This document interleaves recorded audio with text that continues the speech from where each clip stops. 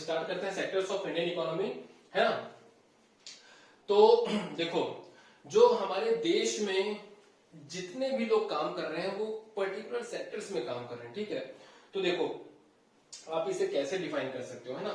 तो एक तो है भाई आपका एक एक्टिविटी के बेस पे कि आप किस टाइप की एक्टिविटी करते हो, किस टाइप का प्रोडक्शन करते हो, तो उसके बेसिस पर भी आप इसको डिफाइन कर सकते हो, एक्टिविटी के बेसिस पे। उसके बाद में एक है आपका वर्किंग कंडीशन के बेसिस पे, वर्किंग कंडीशन। और एक है बेटा आपका क्या, एक है आपका ओनरशिप के बेसिस में, ठीक है। ओनरशिप, मैं ओनरशिप लिख देता हूं, ठीक है, ओनरशिप, ठीक है। तो इसके बेसिस पे भी होता है ना। तो देखो एक्टिविटी के बेसिस पे आप जो हमारे पूरे इंडियन इकोनॉमी का सेक्टर है उसको 3 भागों में डिवाइड कर सकते हो। एक को हम लोग बोलते हैं प्राइमरी, ठीक है, दूसरा है हमारा सेकेंडरी, और तीसरा है हमारा टर्शरी, है ना। प्राइमरी, सेकेंडरी और टर्शरी, ठीक। दूसरा है हमारा वर्किंग कंडीशन। तो वर्किंग कंडीशन के बेसिस पे हम लोग इसको 2 भागों में डिवाइड कर सकते हैं, ठीक। एक है ऑर्गेनाइज्ड सेक्टर और दूसरा है अनऑर्गेनाइज्ड सेक्टर, ऑर्गेनाइज्ड सेक्टर और अनऑर्गेनाइज्ड सेक्टर, ठीक। फिर एक तीसरा है जिसे कहते हैं on the basis of ownership. तो on the basis of ownership यहां मैं इसको बता देता हूं, on the basis of ownership. तो ओनरशिप के बेसिस पे एक होता है पब्लिक और एक होता है प्राइवेट, है ना। एक होता है पब्लिक और एक होता है प्राइवेट, ठीक है। तो इतनी चीजों के बारे में हम लोग इसको देखेंगे। तो चलिए एक एक करके इसको स्टार्ट करते हैं, the sectors of Indian economy. तो जो सबसे पहला है वो ये है प्राइमरी सेक्टर। तो प्राइमरी सेक्टर को हम लोग एग्रीकल्चरल एंड अलाइड सेक्टर भी बोलते हैं, और ये डायरेक्टली रॉ मटेरियल से डील करता है ना। और जो इसमें कौन कौन सी चीजें आती हैं, एक तो एग्रीकल्चर आएगा, एक तो फिशिंग आएगा, एक तो डेयरी आएगा, है ना, एक तो फॉरेस्ट्री आएगा। तो ये सभी चीजें जो है वो प्राइमरी सेक्टर में आती हैं, और इसीलिए एग्रीकल्चरल एंड अलाइड सेक्टर भी बोलते हैं। जो प्राइमरी सेक्टर होता है वो भारत में सबसे ज्यादा एम्प्लॉयमेंट देता है, और more than 50% of workforce in Indian economy are working in primary sector. तो ये आप याद रखेंगे। I hope this is clear to all of you, primary sector. लेकिन एक बहुत ही बड़ा लूप होल है प्राइमरी सेक्टर में कि इसका जो कंट्रीब्यूशन है हमारे जीडीपी में वो बहुत ही नेग्लिजिबल है, बहुत बहुत ज्यादा नेग्लिजिबल है। और अराउंड 15% इनका कंट्रीब्यूशन है। देखो लगभग 55 से 60% लोग इस फील्ड में काम करते हैं, लेकिन ये हमारे देश को कमा के देते हैं सिर्फ 15%, है ना, जो कि बहुत ही पैथेटिक है। और इसका वजह ये है कि आप जानते हो कि जो हमारे किसान भाई हैं उनको बहुत ज्यादा तकलीफ होती है, बहुत ज्यादा उनको डिफिकल्टीज फील होती है ना, उनकी अर्निंग उतनी ज्यादा नहीं होती है, इसलिए उनका कंट्रीब्यूशन भी बहुत कम होता है in our GDP, that is gross domestic product. मैं बताऊंगा आगे कि जीडीपी और जीएनपी क्या होता है। यहाँ पर हम लोग लिख लेते हैं ना, ताकि हम भूले ना कि ये जीडीपी और जीएनपी होता क्या है, ठीक है। मैं आपको बताऊंगा इसको ताकि भूले ना हम लोग, जीडीपी और जीएनपी, ठीक। बहुत इंटरेस्टिंग टॉपिक है। उसके बाद में जो नेक्स्ट है ना उसको बोलते हैं हम लोग सेकेंडरी। तो सेकेंडरी क्या है, देखो सेकेंडरी मतलब कि ऐसा जो एक्टिविटीज जिसमें हम लोग रॉ मटेरियल के साथ में डील ना करते हुए जो हमारे फिनिश्ड जो हमारे रॉ मटेरियल को हम लोग किस में कन्वर्ट करते हैं, फिनिश्ड प्रोडक्ट में कन्वर्ट करते हैं, है ना। तो जैसे मैं आपको एक एग्जांपल देता हूं कि हमारे पास में मान लीजिए कि आटा है, ठीक है। उस आटे से हमने बिस्किट बनाया, तो ये क्या हो गया, रॉ मटेरियल से हमने फिनिश्ड प्रोडक्ट बनाया, ठीक है। वैसे ही मान लीजिए हमारे पास में एक बोलना चाहिए कि स्टील है, ठीक है। तो उससे हमने मान लीजिए कि एक कार का पूरा कंपोनेंट बनाया, तो वो एक रॉ मटेरियल से हमने क्या बना रहे हैं, एक फिनिश्ड प्रोडक्ट बना रहे हैं, ठीक है। तो इसका मतलब यही होता है, सेकेंडरी सेक्टर को हम लोग मैन्युफैक्चरिंग सेक्टर भी बोलते हैं। क्यों मैन्युफैक्चरिंग सेक्टर बोलते हैं, क्योंकि इसमें हम लोग मैन्युफैक्चरिंग कर रहे हैं, चीजों को बना रहे हैं, है ना। जैसे मान लीजिए कॉटन है, तो कॉटन से अगर आप एक शर्ट बना रहे हो, ठीक है, तो कॉटन क्या हो गया, रॉ मटेरियल हो गया, लेकिन शर्ट क्या हो गया, फिनिश प्रोडक्ट हो गया, है ना। तो इसीलिए इसको क्या बोलेंगे हम लोग, मैन्युफैक्चरिंग सेक्टर भी बोलते हैं। और इसमें जो कंस्ट्रक्शन एक्टिविटीज है, मैन्युफैक्चरिंग एक्टिविटीज है, वो सभी सेकेंडरी सेक्टर में आ जाती है, ठीक है। तो सेकेंडरी सेक्टर का परफॉर्मेंस हमारे देश में बहुत ही एवरेज है, उतना ज्यादा नहीं है, है ना। सेकेंडरी सेक्टर जो है हमारे देश को कमा कर देता है अराउंड 20%, और इसमें जो लोग काम करते हैं वो भी लगभग 20% के आसपास ही लोग काम करते हैं, ठीक है। तो जॉब भी 20 से 25%, और contribution to GDP is also close to 20%। इसमें हमें बहुत ज्यादा काम करने की जरूरत है सेकेंडरी सेक्टर में, क्योंकि चाइना यही हमसे बेहतर कर रहा है। चाइना जो है वो बहुत ज्यादा मैन्युफैक्चरिंग करता है, लगभग पूरी दुनिया की जो मार्केट है वो चाइना के प्रोडक्ट से पूरी भरी पड़ी है। इसलिए यहाँ जो सेकेंडरी सेक्टर में हमको बहुत बहुत ज्यादा काम करने की जरूरत है। उसके बाद में जो नेक्स्ट बहुत ही इंपॉर्टेंट एक्टिविटी है वो होता है हमारा टर्शरी सेक्टर। तो टर्शरी सेक्टर को हम लोग सर्विस सेक्टर भी बोलते हैं। इसमें हम किसी चीज का प्रोडक्शन नहीं करते हैं, बल्कि इसमें हम लोग प्राइमरी और सेकेंडरी जो सेक्टर है उसको सपोर्ट करते हैं, ठीक है। तो आप कैसे सपोर्ट करेंगे भाई? देखो, आपने जो है जैसे मैंने बताया कि कपड़ा तो बना लिया, लेकिन कपड़े को मार्केट में पहुंचाना भी तो पड़ेगा। तो वो पहुंचाओगे कैसे? ट्रांसपोर्टेशन की मदद से, है ना। तो ट्रांसपोर्टेशन कहां पर आ जाएगा? आपका टर्शरी या फिर सर्विस सेक्टर में आ जाएगा, है ना। अब उसको पहुंचा तो दिया मार्केट में, लेकिन उसका एडवर्टाइजमेंट भी तो करना पड़ेगा। तो एडवर्टाइजमेंट किस में आएगा? आपका टर्शरी सेक्टर में आएगा, है ना। तो देखो, एडवर्टाइजमेंट, ट्रांसपोर्टेशन से आप किसी चीजों को प्रोड्यूस नहीं कर रहे हो, बट जो ऑलरेडी प्रोड्यूस्ड है उसको सपोर्ट कर रहे हो ना। तो tertiary sector is very very important. तो इसमें जो बैंकिंग है, कम्युनिकेशन है, ट्रांसपोर्टेशन है ना, जो डिफेंस है, पुलिस सर्विसेज है, वो सभी किस में आता है? हमारा टर्शरी सेक्टर है। Even teaching is also coming in tertiary sector, ठीक है। अब याद रखिएगा, टर्शरी सेक्टर भारत में सबसे ज्यादा कंट्रीब्यूट करता है जीडीपी में। मोर than 60% contribution is coming from tertiary sector only, है ना। और इसमें लोग एम्प्लॉयड कितने हैं? लगभग 25% के आसपास लोग इसमें काम करते हैं। तो आप समझ सकते हैं कि more than 60% it is contributing to India GDP, जो कि बहुत बड़ा परसेंटेज है। ऐसा किस लिए होता है? क्योंकि यहाँ पर जितने भी लोग काम करते हैं, चाहे वो बैंकिंग हो, पुलिस हो, ट्रेड हो, है ना, बिजनेस हो, तो उसमें पढ़े लिखे लोग ही काम करते हैं। अब चूंकि पढ़े लिखे हैं, स्किल्ड है, ट्रेंड है, तो उनकी इनकम तो ज्यादा होगी। अब इनकम ज्यादा है तो वो ज्यादा कंट्रीब्यूट भी करेंगे, है ना। तो इसीलिए ये बहुत ही जरूरी है कि जो लोग इस प्राइमरी सेक्टर पे उतना अच्छा नहीं कर पा रहे हैं, उनको स्विच करना चाहिए कहाँ? सेकेंडरी सेक्टर में या फिर टर्शरी सेक्टर पे। और इसके लिए सरकार को बहुत ज्यादा मेहनत करने की जरूरत है, लोगों को अवेयर करने में कि उनको प्राइमरी से कहाँ जाना है, सेकेंडरी या फिर टर्शरी सेक्टर में। क्योंकि यहाँ पर जो है ना वो इनकम ज्यादा है ना। तो इनकम भी बहुत इंपॉर्टेंट रोल प्ले करता है। और हमें इतने ज्यादा फार्मर्स की जरूरत नहीं है, इतने ज्यादा जो हमारे लोग प्राइमरी सेक्टर में काम करते हैं उतनी ज्यादा जरूरत नहीं है। समझिए कि जितना हमारा वर्क फोर्स है उसका लगभग 60% प्राइमरी सेक्टर में काम करता है, उतना हमको जरूरत है नहीं। इसको क्या बोलते हैं? डिस्गस्ड अनएम्प्लॉयमेंट, है ना। तो हमें उतना जरूरत नहीं है, फिर भी वो काम कर रहे हैं, तो लिटरली दे आर अनएम्प्लॉयड। तो उनको कहाँ आना चाहिए? या तो सेकेंडरी या तो टर्शरी सेक्टर में आना चाहिए, ठीक है। So I hope this on the basis of activity the things are very much clear to all of you. अब उसके बाद में जो नेक्स्ट है हम लोग देखेंगे on the basis of working condition. तो इसमें क्या आ जाएगा? ऑर्गेनाइज्ड एंड अनऑर्गेनाइज्ड, ठीक है। तो इसको देखते हैं। देखो, ऑर्गेनाइज्ड मतलब कि क्या? कि ऐसा सेक्टर जो कि गवर्नमेंट के रूल्स और रेगुलेशन को फॉलो करता हो, है ना। दूसरा, जहां पर फैसिलिटीज बहुत अच्छा हो। तीसरा, जहां पर फिक्स्ड वर्किंग आवर हो। चौथा, जहां पर सैलरी बहुत अच्छा हो। पांचवा, जहां पर फैसिलिटीज बहुत अच्छे हो, जैसे पीएफ है, हाउसिंग फैसिलिटीज है, ट्रांसपोर्टेशन फैसिलिटीज है, अदर अलाउंस है, तो वो सब बहुत अच्छे तरीके से मिलता हो। लेकिन अनऑर्गेनाइज सेक्टर में क्या है? जहां पर कोई रूल्स और रेगुलेशन नहीं है, गवर्नमेंट के कंट्रोल से बाहर है, जहां पर कोई भी वर्किंग आवर का कोई लिमिटेशन है नहीं, जहां पर कोई भी सेफ्टी, जॉब सिक्योरिटी नाम का चीज नहीं है, है ना। जहां पर कोई भी फैसिलिटीज नहीं मिलता, जहां पर सैलरी भी बहुत ज्यादा कम होती है, तो उसे क्या कहते हैं हम लोग?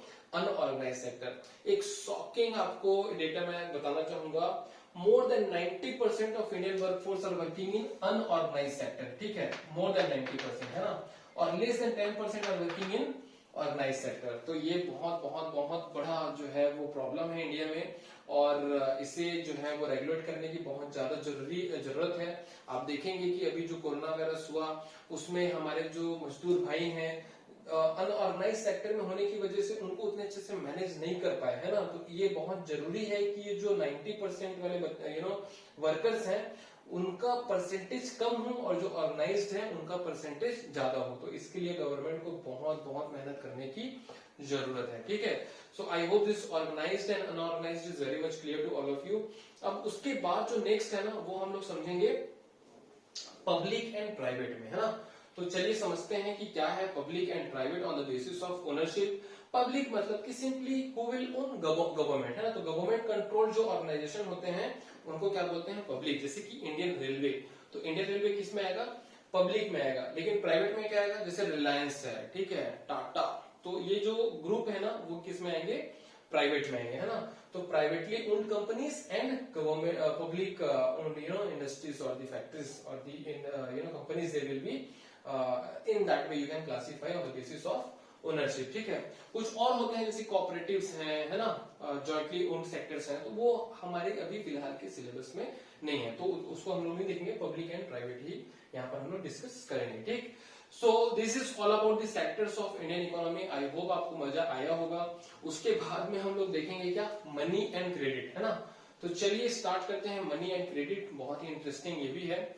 तो यहाँ मैं इसको ऐसा ड्रॉ करके यहाँ ले आते हैं, ठीक है। यहाँ पर हम लोग डिस्कस करेंगे क्या, मनी एंड क्रेडिट के बारे में, ठीक है।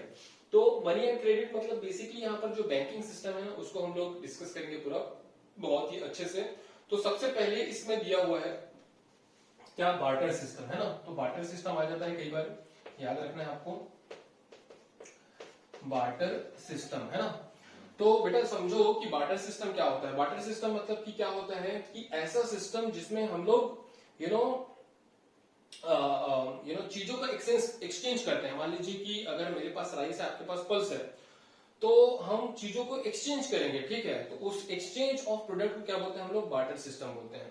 लेकिन बार्टर सिस्टम में क्या होता है, पैसा नहीं होता ना, हम लोग डायरेक्ट वस्तुओं का एक्सचेंज करते हैं, प्रोडक्ट का एक्सचेंज करेंगे, ठीक है। लेकिन बार्टर सिस्टम में एक प्रॉब्लम ये आता है कि यहाँ पर एक डबल को इंसिडेंस ऑफ वॉन्ट्स होता है ना, डबल को इंसिडेंस ऑफ वॉन्ट्स, ठीक है, डबल को इंसिडेंस ऑफ वॉन्ट्स।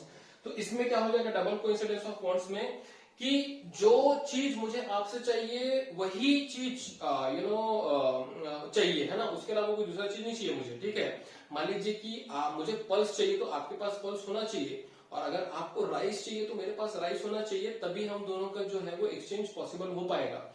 मान लीजिए आपको राइस चाहिए लेकिन मेरे पास चना है, तो आप थोड़ी ना लोगे मुझसे, ठीक है। तो इसीलिए जो मुझे चाहिए वो आपके पास होना चाहिए, और जो आपको चाहिए वो मेरे पास होना चाहिए, तभी जो एक्सचेंज हो पाएगा। तो ये बहुत बड़ा प्रॉब्लम था, डबल कोइंसिडेंस ऑफ वॉन्ट्स। तो यही डबल कोइंसिडेंस ऑफ वॉन्ट्स को खत्म करने के लिए हमने क्या इशू किया, मनी, है ना। तो यहीं से किसका कॉन्सेप्ट आता है, मनी से। चैप्टर का नाम है मनी, है ना। तो देखिए जो पुराने जमाने में जो मनी है ना वो कई चीजों का होता था, जैसे गोल्ड के सिक्के चलते थे, है ना, सिल्वर के सिक्के चलते थे।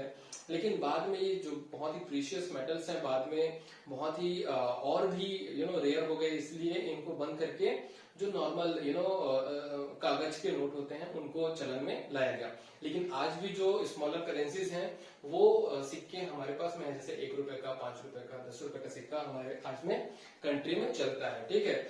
So this is money. अब देखो मनी से ही एक चीज और है कि आज के डेट में money is not only the physical money that you have, the physical currencies. आज के डेट में आपके पास डिजिटल करेंसीज है ना। आज आपके पास में एटीएम कार्ड है, डेबिट कार्ड है, क्रेडिट कार्ड है, आपके पास नेट बैंकिंग का फैसिलिटी है, आपके पास मोबाइल बैंकिंग का फैसिलिटी है। आजकल तो बहुत सारी और डिजिटल पेमेंट के माध्यम आ चुके हैं, कई सारे डिजिटल वॉलेट्स हैं, है ना। तो आज जो है ना चीजें बहुत ज्यादा बदल चुकी हैं, ठीक है। इवन मैं अपनी बात बताऊं तो हम भी जो है पहले बहुत ज्यादा ऑनलाइन ट्रांजैक्शन नहीं करते थे, बट आज जो है वो ऑनलाइन ट्रांजैक्शन, डिजिटल ट्रांजैक्शन बहुत ज्यादा बढ़ चुका है। और कोरोना वायरस में तो ये बहुत ज्यादा एडवाइजेबल भी है कि आप जो है वो डिजिटल ट्रांजैक्शन ज्यादा करें, है ना, क्योंकि नोट जो है वो फिजिकल नोट्स हैं, उनसे कोरोना वायरस काफी बढ़ रहा है ना। तो ये हो गया आपका मनी से रिलेटेड चीज। अब देखते हैं इसमें एक और बहुत ही इंटरेस्टिंग है जिसे हम लोग बोलते हैं क्रेडिट, ठीक है, क्रेडिट। तो भाई ये क्रेडिट क्या होता है, तो क्रेडिट होता है कि आप जो है वो लोन फैसिलिटीज देते हो दूसरों को, है ना, तो उसे हम लोग क्या बोलते हैं, क्रेडिट, ठीक है। तो आप क्यों देते हो भाई, फ्री में दोगे क्या, नहीं, तो आप यही कोशिश करते हो, जैसे बैंक वाले क्या करते हैं, बैंक जब लोन देती है बोरोवर को तो वही तो एक्सपेक्ट करते हैं ना कि उनको क्या मिले, इंटरेस्ट मिले, ब्याज मिले, है ना। तो देखिए जो बैंक लोन देगी, ठीक है, तो उनके पास तो पैसा होता नहीं है, वो जो सबमिट करते हैं उनके पास में जमा करते हैं पैसा, उन्हीं के पैसों को लोन देती है। तो मान लीजिए कि मैं बैंक हूं, है ना, मेरे पास में जो मेरे कस्टमर है वो सबमिट किया, तो मैं उनको कितना दे रहा हूँ, 5% ब्याज दे रहा हूँ। लेकिन मैं अगर लोन किसी दूसरे व्यक्ति को दूंगा तो मैं कितने में दूंगा, 10% में, है ना। तो मैं जो मेरे पास पैसा जमा कर रहा है उनको कितना दे रहा हूँ, 5%, और जो सामने वाले जो लोन चाहिए उसको कितना दे रहा हूँ, 10% में, है ना। तो जो डिफरेंस होता है 5% का, वही मेरा प्रॉफिट हुआ, है ना। तो इसी प्रॉफिट से मैं अपने पूरे एम्प्लॉयज का पेमेंट करूंगा, इसी प्रॉफिट से मैं नए ब्रांचेस ओपन करूंगा, इसी प्रॉफिट से जो हमारी सिक्योरिटी सिस्टम है उसको इनहेंस करूंगा, है ना। तो I hope you can understand how our banking system is working, ठीक है। तो बैंक जो है ना वो लोन के बेसिस पे ही काम करती है, लोन अगर बैंक नहीं देगी ना तो सर्वाइव नहीं कर पाएगी, ठीक है। So loan is very very important. अब ये समझिए कि लोन देने से पहले क्या क्या चीजें देखी जाती है। तो देखो, एक जो है वो ये है कि टर्म्स एंड कंडीशंस, है ना, क्या क्या उसके टर्म्स एंड कंडीशंस होंगे। दूसरे हैं कि कितना इंटरेस्ट रेट लगेगा। तीसरा ये है कि डॉक्यूमेंटेशन क्या क्या लगेगा, आधार कार्ड, है ना, आपका एड्रेस प्रूफ और ऑल। चौथा ये है कि आप मोड ऑफ रीपेमेंट कैसे करोगे। मोड ऑफ रीपेमेंट मतलब कि आप वीकली करोगे, मंथली करोगे, एनुअली करोगे, क्वार्टरली करोगे, कैसे करोगे उसको, है ना, इसको बोलते हैं मोड ऑफ रीपेमेंट। और एक बहुत ही इंटरेस्टिंग होता है जिसे बोलते हैं हम लोग कोलैटरल। तो कोलैटरल क्या होता है, सिक्योरिटी होता है कि आपके पास में कुछ ऐसा होना तो चाहिए जो गवर्नमेंट जो बैंक के पास में सबमिट कर सको, ताकि इमरजेंसी में जब आप डिफॉल्ट कर जाओ, जब आपके पास पैसा ना हो, तो उस चीज को बेचकर बैंक जो है आप अपना पैसा वसूल कर सके, ठीक है। तो इसे क्या कहते हैं, कोलेट्रल या फिर सिक्योरिटी। तो अगर या आपका घर सिक्योरिटी हो सकता है ना, आपका जमीन सिक्योरिटी हो सकता है, आपका व्हीकल सिक्योरिटी हो सकता है, आपका इंश्योरेंस पॉलिसी सिक्योरिटी हो सकता है, आपका सोना चांदी गोल्ड सिक्योरिटी हो सकता है ना। तो आपके लाइव स्टॉक्स तक सिक्योरिटी हो सकते हैं, जो गाय भैंस आप रखते हैं, सॉरी, वो भी एज अ सिक्योरिटी कंसिडर करते हैं बैंक वाले, है ना। तो ये सभी चीजों को क्या कहते हैं, कोलेट्रल बोलते हैं। तो आई होप ये आपको बहुत अच्छे से समझ में आया होगा, ठीक। अब उसके बाद में एक चीज मैं और आपको बताना चाहूंगा, जिसे बोलते हैं हम लोग कि कितने टाइप के जो है हमारे पास में बैंकिंग सिस्टम होते हैं, फिर कितने तरीके से आप जो है वो क्रेडिट ले सकते हो, ठीक है, लोन ले सकते हो, है ना। तो इसका जो दो टाइप होता है, एक तो फॉर्मल और एक होता है इनफॉर्मल, ठीक है। तो फॉर्मल का मतलब कि डायरेक्ट आप बैंक से लोगे, है ना, यहाँ पर इंटरेस्ट रेट कम मिलता है आपको, लेकिन चीजें काफी कॉम्प्लेक्स होती हैं, आसानी से लोन नहीं मिलता, ठीक है। दूसरा होता है इनफॉर्मल। इनफॉर्मल मतलब कि जाइए आप मनी लेंडर के पास में, और मनी लेंडर के पास में जाइए, अगर वो आपको अच्छा परिचय है ना, जान पहचान अच्छा है, तो वो आपको पैसा दे देगा, लेकिन वहां पर इंटरेस्ट रेट बहुत ज्यादा होता है, ठीक है। तो हम कोशिश यही करते हैं कि जो हमें लोन मिले वो फॉर्मल सेक्टर से मिले। लेकिन अगर आपके पास में कोलेट्रल या फिर सिक्योरिटी नहीं है, तो लोन कहां से लेना पड़ता है, फिर इनफॉर्मल सेक्टर से लेना पड़ता है। तो जो हमारे गरीब किसान हैं, जो हमारे पुअर वर्कर्स हैं, लैंडलेस लेबर्स हैं, तो उनके पास में कोलेट्रल ना होने की वजह से उनको कहां हमेशा जाना पड़ता है, जो मनी लेंडर्स हैं, जो बड़े बड़े सेठ हैं, उनके पास में जाना पड़ता है, और बहुत ही ज्यादा रेट पे उनको लोन लेना पड़ता है, जिससे उनकी कंडीशन और भी ज्यादा खराब हो जाती है। तो इसीलिए हम यही बोलते हैं कि जो लोन है ना वो हमेशा कहां से मिलना चाहिए, फॉर्मल सोर्सेज से ही मिलनी चाहिए, ठीक है। So I hope this is clear to all of you. और इसी में जो है वो मैं बताना चाहता था सेल्फ हेल्प ग्रुप को, जो कि हमने बहुत अच्छे से डिस्कस ऑलरेडी कर लिया है, ठीक है।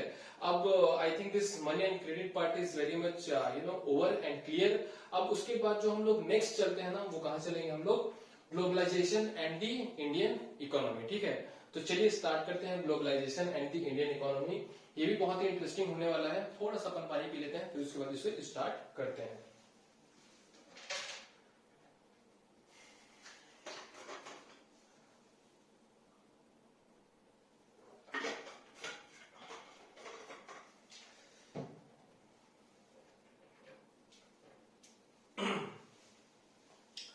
तो globalisation and the Indian economy, है ना। जब भी हम लोग ग्लोबलाइजेशन की बात करते हैं तो यही बात करते हैं कि पूरा जो विश्व है आज की डेट में एक हो चुका है।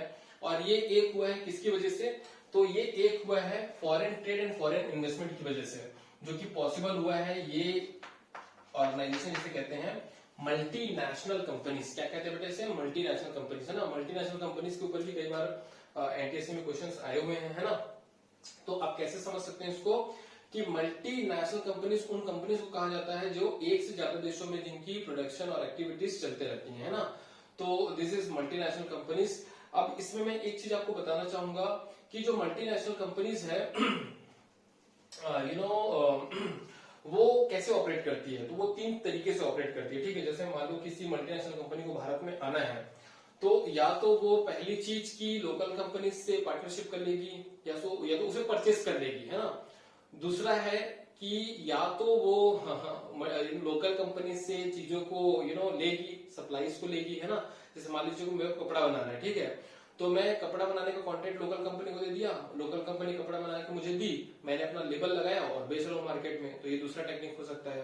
पहला टेक्निक जो मैंने बताया था परचेस करने वाला, तो आप फ्लिपकार्ट और वॉलमार्ट के एग्जांपल ले सकते हैं। जैसे वॉलमार्ट ने फ्लिपकार्ट को परचेस कर लिया।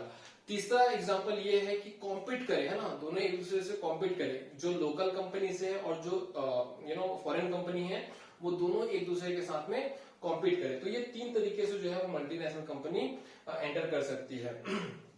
जब ये मल्टीनेशनल कंपनी एंटर करती है किसी देश में, तो उससे 2 जो है बेनिफिट होता है जिस कंपनी के साथ में वो कोलैबोरेट करती है। एक तो मल्टीनेशनल कंपनी उस छोटे कंपनी को पैसा देगी, है ना। दूसरा जो है वो ट्रेनिंग और स्किल भी प्रोवाइड करती है, क्योंकि इनके पास क्या होता है, पूरा इनका मैनेजमेंट, पूरा इनका जो वे ऑफ वर्किंग है काफी स्टैंडर्ड का होता है ना। तो जब भी किसी छोटे कंपनी के साथ पार्टनरशिप करेगी, तो छोटे कंपनी को 2 चीज तो मिलता ही है, पहला मनी और दूसरा knowledge and skill and training. तो ये 2 चीजें बहुत ही इंपॉर्टेंट होता है, ठीक। उसके बाद में एक चीज और मैं आपको बताना चाहता हूं कि मल्टीनेशनल कंपनी किसी कंट्री में अपना बिजनेस ओपन करने से पहले क्या क्या देखती है, ठीक है। तो पहला क्या देखेगी कि भाई वहां के लॉज कैसे हैं, है ना, वो लिबरल लॉज हैं कि नहीं, ठीक है। लिबरल, मैंने आपको बता रहा हूँ, लिबरल मतलब कि काफी फ्री, ऐसा नहीं कि वहां पर कई सारे रिस्ट्रिक्शंस हो। दूसरा ये है कि वहां लेबर जो है वो चीप मिल पाएगा कि नहीं, मतलब सस्ते लेबर मिल पाएंगे कि नहीं, बोथ स्किल्ड एंड अनस्किल्ड, ठीक है। तो भारत में तो काफी सस्ते लेबर हैं, लेकिन जो गवर्नमेंट की रूल्स एंड रेगुलेशन है ना, वो थोड़ी कई बार कॉम्प्लेक्स हो जाते हैं। तीसरा ये है कि वहां की जो सरकार है वो स्टेबल है कि नहीं, मतलब कि ऐसा तो नहीं है कि जो सरकार है वो हमेशा जो है चेंज होते रहता है, कई बार वो 2-3 सालों में ही गिर जाती है due to lack of strength in the parliament, okay. चौथा जो है वो ये देखती है कि जो इलेक्ट्रिसिटी है वो बराबर मिल पाता है कि नहीं 24 घंटे, है ना, क्योंकि इलेक्ट्रिसिटी नहीं रहेगी तो उनको अपना जनरेटर लगाना पड़ेगा, एक्स्ट्रा ऐड होगा कॉस्ट, है ना। पांचवा ये है कि टोटल इंफ्रास्ट्रक्चर जो है वो कैसा है ना, जो हाईवेज हैं, पोर्ट्स हैं, रेलवेज हैं, एयरपोर्ट्स हैं, तो ये कैसा है किसी देश का, तो ये भी बहुत ज्यादा बड़ा रोल प्ले करता है। तो जैसे अभी कोरोना वायरस के केसेस में, मैं हमेशा कोरोना वायरस का आपको एग्जांपल दे रहा हूँ क्योंकि बहुत ही इंपॉर्टेंट है ना, हिस्टोरिकल मूवमेंट है हमारे पूरे दुनिया का, ठीक है। तो जब कोरोना वायरस अभी चल रहा है, तो बहुत से कंपनीज ये सोच रहे थे कि, बहुत से मल्टीनेशनल कंपनीज सोच रहे थे कि हमें चाइना से बाहर जाना है। तो जब वो चाइना से बाहर जा रहे थे ना, तो उनके पास में कुछ कंट्रीज का ऑप्शन था, एक इंडिया था, एक इंडोनेशिया था, एक वियतनाम था। तो मैक्सिमम कंट्रीज ने इंडिया आने से मना कर दिया। क्यों इंडिया आने से मना कर दिया? क्योंकि यहाँ पर जो इंफ्रास्ट्रक्चर है वो बहुत ही एवरेज है, ठीक है। तो हमें अपने इंफ्रास्ट्रक्चर को बहुत बहुत बहुत ऊंचा करना पड़ेगा, तभी हम लोग फॉरेन कंपनीज को अपने यहाँ अट्रैक्ट कर पाएंगे और काफी ज्यादा डेवलप कर पाएंगे। तो इंफ्रास्ट्रक्चर जो होता है ना, वो बहुत ज्यादा बड़ा रोल प्ले करता है, ठीक है। So I hope this MNC is very much clear to all of you. उसके बाद बेटा हम लोग देखेंगे जो नेक्स्ट वेरी इंपॉर्टेंट इसी में है, वो ये है कि जैसे मैंने आपको बताया था अभी लिबरल, तो ये लिबरल ये जो चीजें हैं वो कैसे पॉसिबल हो पाएगा, है ना। तो ये देखिए, इसके लिए एक ऑर्गेनाइजेशन का गठन हुआ था जिसे कहते हैं वर्ल्ड ट्रेड ऑर्गेनाइजेशन। क्या बोलते हैं इसे? वर्ल्ड ट्रेड ऑर्गेनाइजेशन, ठीक है। तो ये वर्ल्ड ट्रेड ऑर्गेनाइजेशन का क्या काम होता है? वर्ल्ड ट्रेड ऑर्गेनाइजेशन का काम होता है कि ये जो है वो जाए, है ना, और लोगों के पास नहीं जाएगी, ये कंट्रीज के पास जाएगी और कंट्रीज को ये रिक्वेस्ट करेगी, उनको फोर्स करेगी कि आप जो है अपने यहाँ एक लिबरल एनवायरनमेंट बनाएं और कोई भी अननेसेसरी रिस्ट्रिक्शंस ना लेके आए, है ना। और ये हमेशा इनको रिक्वेस्ट करती है जो डेवलपिंग कंट्रीज है, जैसे भारत है, श्रीलंका है ना, तो इन जैसे देशों को जाके वो रिक्वेस्ट करती है, ठीक है। लेकिन इनका कई बार द वे ऑफ जैसे ये काम करती है उसके ऊपर क्वेश्चन मार्क लग जाता है, क्योंकि ये डेवलप्ड कंट्रीज को अलग ट्रीट करती है, जैसे अमेरिका है, इन जैसे बड़े बड़े देशों को अलग ट्रीट करती है, और जो डेवलपिंग कंट्रीज है ना उनको अलग तरीके से ट्रीट करती है। अमेरिका के लिए दूसरा पॉलिसी और जो डेवलपिंग कंट्रीज के लिए दूसरा पॉलिसी। तो ये जो है ना पार्शियल अप्रोच की वजह से कई बार वर्ल्ड ट्रेड ऑर्गेनाइजेशन का क्रिटिसिज्म भी होता है। तो इसीलिए हम हमेशा रिक्वेस्ट करते हैं कि ऐसे ऑर्गेनाइजेशन, वर्ल्ड ट्रेड ऑर्गेनाइजेशन जो है वो काफी फेयर और ट्रांसपेरेंट तरीके से क्या करना चाहिए, इनको काम करना चाहिए। So I hope this is clear to all of you, है ना। तो बेसिकली इसमें यही चीजें हैं और इसमें ज्यादा कुछ तो है नहीं। उसके बाद में डायरेक्टली हम लोग चलते हैं कहाँ, कंज्यूमर राइट्स में, ठीक है। तो कंज्यूमर राइट्स में हम लोग समझेंगे इसको बहुत अच्छे से कंज्यूमर राइट्स को बहुत अच्छे से समझते हैं, है ना। तो देखिए कंज्यूमर राइट्स आप कैसे समझ सकते हो, बहुत ही इंटरेस्टिंग चीज है। क्या होता था कि पहले जो था ना वो जितना भी चीज था, चाहे कंपनी जो है वो गलत डिटेलिंग दे, चाहे वो प्राइस ज्यादा करके बेचे, चाहे वो कम क्वांटिटी दे, आपको आप कुछ नहीं कर सकते थे, ठीक है। लेकिन 1960s के बाद में लोग जो है उनमें जागरूकता आई और गवर्नमेंट ने भी काफी मेहनत किया, जागो ग्राहक जागो, आपको कंपेन याद होगा, है ना। तो उससे लोगों में एक नया जो है वो अवेयरनेस आया और फाइनली जो है भारत में एक लॉ बना जिसे कहते हैं कोपरा, ठीक है। तो ये कोपरा कई बार आ जाता है, आपको याद रखना है कोपरा, ठीक। तो कोपरा ये किस लिए यूज होता है, कोपरा CO फॉर कंज्यूमर, है ना, PR फॉर प्रोटेक्शन और A फॉर एक्ट, ठीक है। तो कोपरा एक बार फिर से मैं बोलता हूं, CO for consumer, PR for protection and A for act. So consumer protection act को क्या बोलेंगे बेटा हम लोग, कोपरा बोलते हैं, है ना। ये कब आया था, तो याद रखिएगा ये आया था 24 दिसंबर 1986, ठीक है। तो ये डेट याद रखिएगा, कोपरा आया था 24 दिसंबर 1946। ये कंज्यूमर के प्रोटेक्शन के लिए कानून बनाई थी हमारी भारत सरकार ने, और इसी दिन को हम लोग किस नाम से सेलिब्रेट करते हैं, कंज्यूमर डे के नाम से सेलिब्रेट करते हैं, है ना। किस नाम से सेलिब्रेट करते हैं, कंज्यूमर डे, कंज्यूमर डे, ठीक है। तो कोपरा आप याद रखिएगा। और कंज्यूमर डे हर साल किस दिन को बनाते हैं, 24 दिसंबर को। कौन से दिन को बनाएंगे, 24 December every year celebrated as consumer day, है ना। और इसी कोपरा के अंडर पे हमने कई सारे राइट्स भी जो है वो कंज्यूमर को दी हुई हैं, जैसे कि एक होता है राइट टू इंफॉर्मेशन, ठीक है, राइट टू इंफॉर्मेशन, ठीक है, RTI बोलते हैं इसको, राइट टू इंफॉर्मेशन, है ना, जो कि बहुत ही इंपॉर्टेंट राइट है। आप को ये हक है कि आप जो है वो कंपनीज के बारे में बेसिक इंफॉर्मेशन प्राप्त कर सके, कि उस कंपनी का एड्रेस कहाँ है, उस कंपनी का मैन्युफैक्चरिंग यूनिट कहाँ है, उस कंपनी का जो प्रोडक्ट बन रहा है उसकी एक्सपायरी डेट क्या है, मैन्युफैक्चरिंग डेट क्या है, मैक्सिमम रिटेल प्राइस क्या है, कौन कौन से इंग्रेडिएंट्स डले हैं, है ना। तो ये सभी आपको बेसिक इंफॉर्मेशन यहाँ से पता चल जाएगा, ठीक है। वैसे उनके डिटेलिंग में ये रहता है ना। तो जब भी आप कोई प्रोडक्ट खरीदो तो एक्सपायरी डेट और मैन्युफैक्चरिंग डेट आप देख के ही उसको खरीदिए। उसके बाद जो दूसरा है वो ये है कि right to safety, right to safety, है ना। तो राइट टू सेफ्टी क्या है बेटा, कि जब भी आप काम कर रहे हैं तो जो आपके ओनर है वो आपको राइट टू सेफ्टी के अंडर पे सेफ्टी प्रिकॉशंस देना बहुत बहुत जरूरी है। जो ग्लव्स हैं, जो हेलमेट है, वो आपके पास होना ही चाहिए, जो बेसिक सरकार के रूल्स और रेगुलेशन के तहत में दिया गया है इंस्ट्रक्शंस, तो ये फॉलो करना जरूरी है, that is right to safety. उसके बाद में है right to choice, right to choice मतलब कि आपको ये अधिकार है कि आप जो है मल्टीपल चीजों में से जो आपका सबसे बेस्ट पसंदीदा चीज है उसको चॉइस कर सको, कोई आपको फोर्स नहीं कर सकता कि इसी को खरीदना है ना। फिर उसके बाद में जो नेक्स्ट बहुत इंपॉर्टेंट चीज है वो ये है कि right to seek redressal, right to seek redressal मतलब कि अगर मान लीजिए कि आपके पास में चीटिंग हुआ है तो आपको ये जस्टिस, आपको ये अधिकार है कि आपको जस्टिस मिल सके।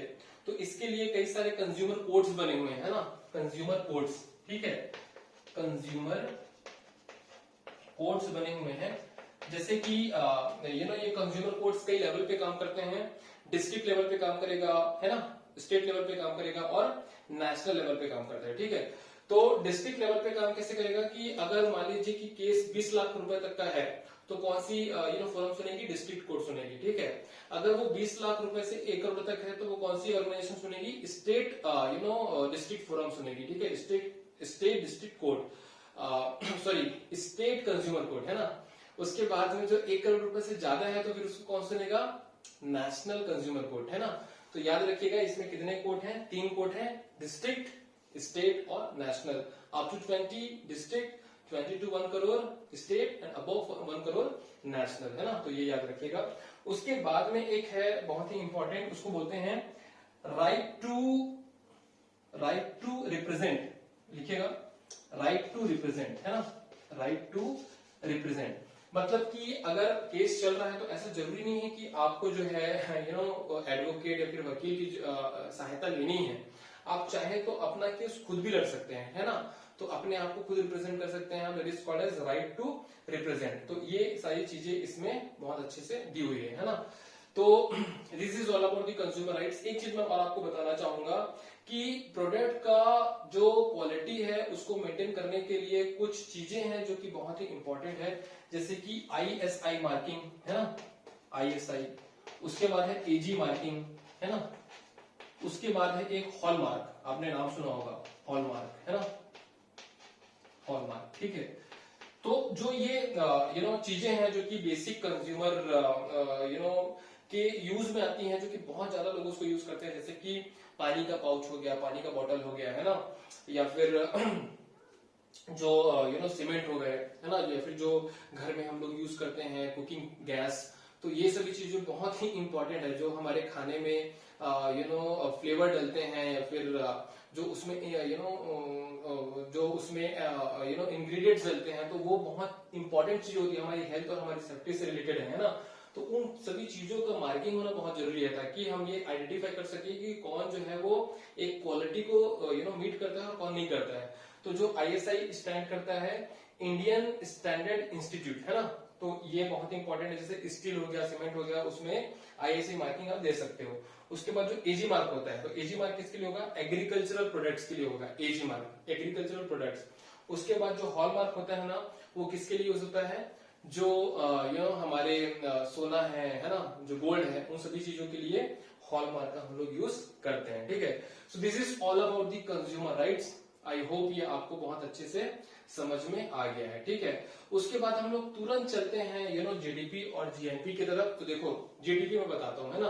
तो GDP क्या होता है, आप नाम से ही समझ रहे हो, ग्रॉस डोमेस्टिक प्रोडक्ट, ठीक है।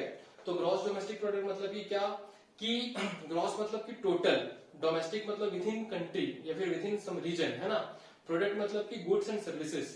तो वो हर गुड्स एंड सर्विसेज जो कि हमारे देश के अंदर में प्रोड्यूस हो रहा है, उसका फाइनल वैल्यू को जब आप कैलकुलेट करते हो तो उसको क्या कहेंगे, ग्रॉस डोमेस्टिक प्रोडक्ट, है ना। The final value of all the goods and services produced with in a country in a given time period is called as GDP। GDP जो है हमारे देश की इकोनॉमी का हालत बताती है कि वो कितना स्ट्रांग है, कितना वीक है। वहीं GNP क्या होता है, तो GNP सिटीजन ओरिएंटेड होता है ना। जैसे GDP कंट्री ओरिएंटेड है, वैसे GNP जो है वो सिटीजन ओरिएंटेड होता है, ग्रॉस नेशनल प्रोडक्ट, है ना। तो ये क्या बताता है कि final values of goods and services produced by the citizen of a country with in a country और outside a country is called as GNP। जैसे भारत के जो नागरिक हैं वो जितना भी चीजें प्रोड्यूस कर रहे हैं, है ना, जितनी भी अर्निंग कर रहे हैं, चाहे वो भारत में करे चाहे विदेश में करे, ठीक है, उसको अगर आप कैलकुलेट कर लो तो वो क्या बन जाएगा, आपका GNP बन जाएगा, ठीक है। तो एक बार फिर से रिपीट करता हूं, GNP जो है वो सिटीजन ओरिएंटेड होता है और GDP जो है वो कंट्री स्पेसिफिक होता है ना, रीजन स्पेसिफिक होता है, ठीक है। सो आई होप ये GNP और GDP आपको समझ में आ गया है।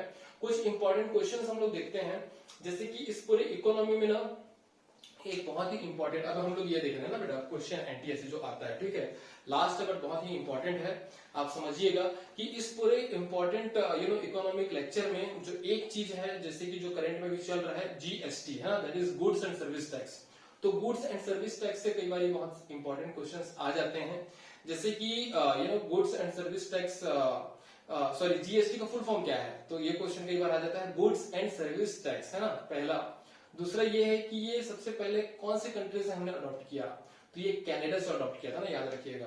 तीसरा ये है कि इसमें कितने सारे वो होते हैं, पार्ट्स होते हैं, तो इसमें होता है एक SGST जिसको कहते हैं state goods and service tax, एक होता है CGST जिसे कहते हैं central goods and service tax, एक होता है IGST जिसे कहते हैं integrated goods and service tax, है ना। उसके बाद में एक चीज और है कि ये GST कौन से कॉन्स्टिट्यूशनल अमेंडमेंट के बाद में लाया गया था, तो याद रखिएगा ये 101 है ना, 101वां कॉन्स्टिट्यूशन अमेंडमेंट था, 101st कॉन्स्टिट्यूशन अमेंडमेंट था, जिसके बाद ये जीएसटी लाया गया था।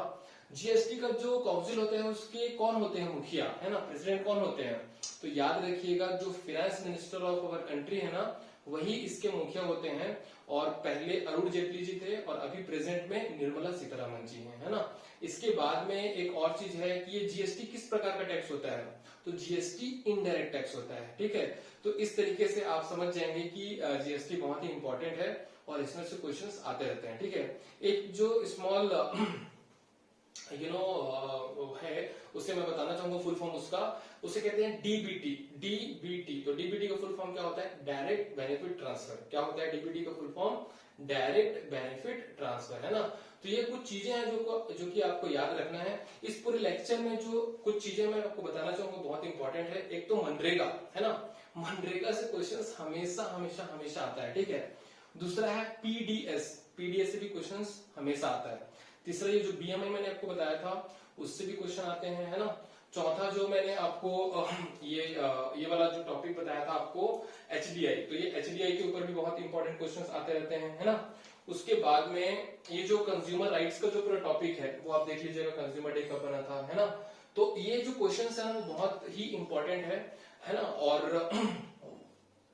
और एक चीज मैं और आपको बताना चाहूंगा कि मेरे मोबाइल का बैटरी जो है वो बहुत ही कम है, तो ये कभी भी जो वीडियो रुक सकता है।